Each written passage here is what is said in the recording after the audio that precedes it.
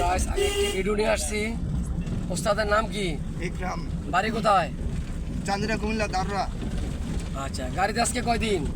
18-19 দিন হলো। আচ্ছা, ওস্তাদ মোটামুটি ভালো পারে, এর চেয়ে আরো ভালো করা দরকার।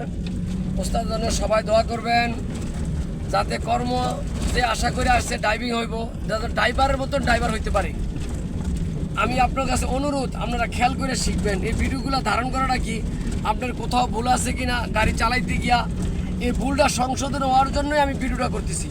আমরা ভিডিওটা দেখবো, ডাইনে গেলে ডাইনে লুকিং গ্লাস থাম, বামে গেলে বামে লুকিং গ্লাস থাম, যে কোনো মোড়ে যাম দুইটি হরন, মোড়ের আগে একটা, মোড় ঘুরতে আরেকটা, মোড় ঘুরে রাস্তা ভালো দেখলে টান দেম, গিয়ার বাড়াম।